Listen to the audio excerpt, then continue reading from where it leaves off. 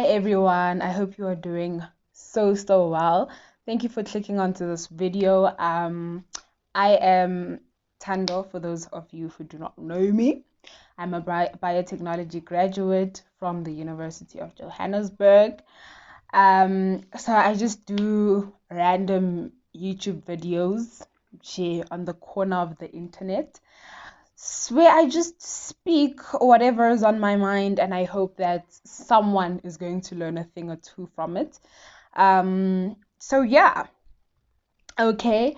I hope this is gonna be a quick one, but I want to talk to those of you who are in third year of your varsity or college, uh, or those who are about to start an internship or start a job or start an in-service training, but you get those people who are about to go into the real world. Come in front of the line. I want to talk to you. So these are things that I have noticed. I'm working a second job now, and these are things that I've noticed, or things that I'm noticing from each job that I've worked. It's like just like a common thing, you know? So I just want to share a few of these points with you. Ane? Sharp. So point number one, of course, a lot of the times they're going to want qualifications when they interview you for a job or for a role. They'll want qualifications, they'll want your degrees, your diplomas, your this, that, certificates, yabon, your qualifications. But I've wrote down my points in my diary. So point number one, your qualification will mean a lot during the interview, but not necessarily when you start working. I say this because there are jobs where anybody can do the job, and it's clear, it's evident. Everybody can do the job, and sometimes the job and the actual qualification or the things that you learned in school do not necessarily, affect each other. Like, there are things that you can be in school and spend 4 or 5 years in school, but there are things that you will only learn in the workplace. You know what I mean? So in that point, yes, it's not going to, your qualification is not going to count that much if these are things that you're just going to learn in the workplace. You know what I mean? And point number two, it's relatable. You may be qualified, or overqualified. You may have your degree, your diploma, your honors, but still do the same job as someone who is not qualified. I've seen this in both of the jobs that I've worked, where they'll say in the job description they want someone who has this qualification, who went to school, who went to university, who studied, who did this, who did that. But then you start working there and you realize, Haibo, I'm doing the same job as someone who doesn't have a qualification, but we're doing the same job and they are doing the job just as good as I can do, just as good as anybody can do. You know what I mean? So in essence, what I'm trying to say is that not all jobs actually require a qualification, which leads me to my next point. If you notice, all these points are kind of related. The next point is most industry work or jobs can be done by anyone given the right training and with the right practice.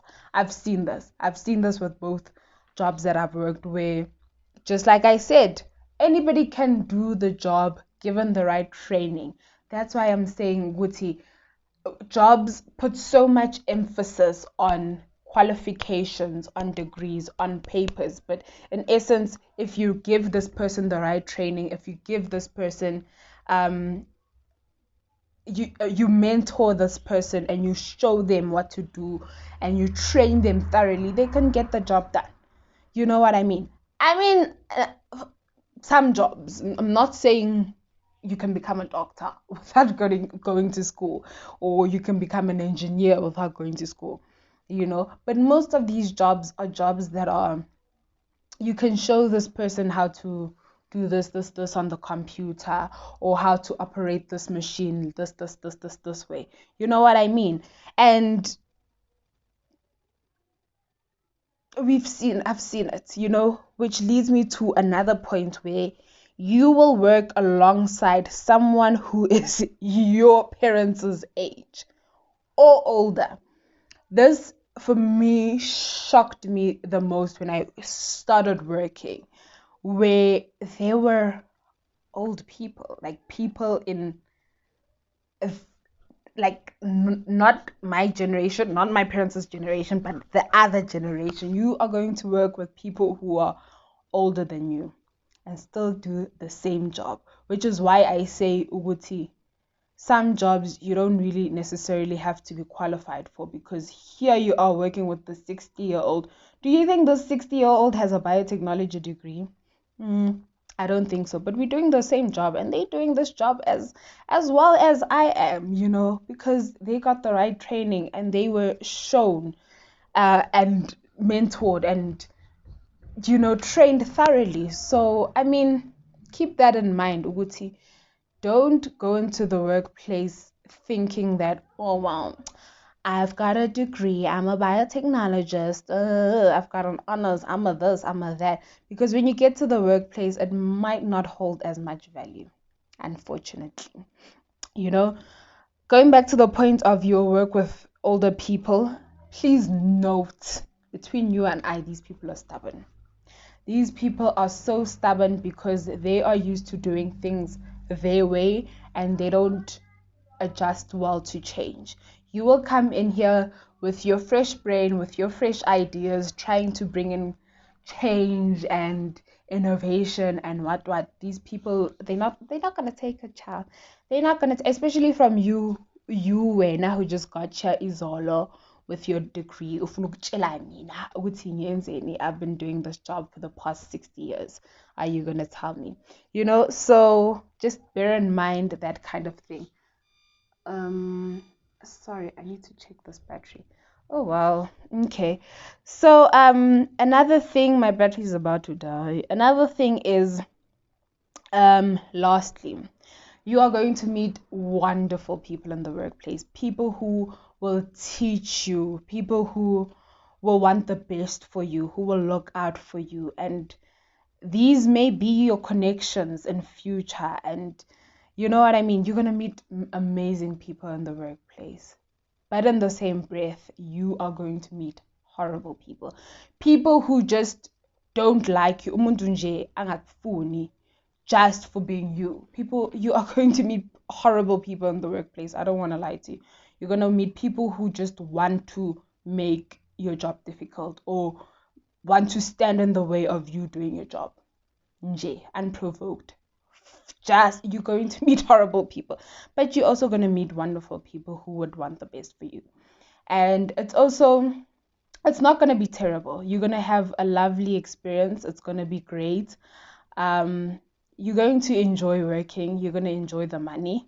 But do not think that you will definitely be making lots of money right after university, because you might only start getting like a good salary, like a 10,000 rand salary, maybe in your third job, But if you're lucky, maybe starting off, you can start off and get like 10,000 rands. But in this industry, in biotechnology, in microbiology, you're going to start at the bottom. Trust me. Don't think you're going to come out and be a millionaire. You are going to have to scrape the bottom for a long time to start working and be able to afford things. Like, I thought after university, I'm going to be like moving into my own apartment and things are going to be great. No, I'm still living at home. Okay, but it's gonna be okay. But don't think you're gonna start making lots of money right after university. You're going to have to start at the bottom and work your way up. If you were here in university in your final year, in your third year, when you start in the industry, you're gonna start here at the bottom and work your way up. Yeah, and sometimes you may even have to volunteer for maybe the first few years, volunteer and work without earning any money, without a salary, without anything, or maybe just a stipend, and that stipend would just be for transport. That would just be a young 2,000 or a young 3,000 just for transport. So don't think you're going to be rich. Sorry, you're not. You're going to struggle, but it's fine. Thank you. My battery is dying. Have a wonderful day. Bye.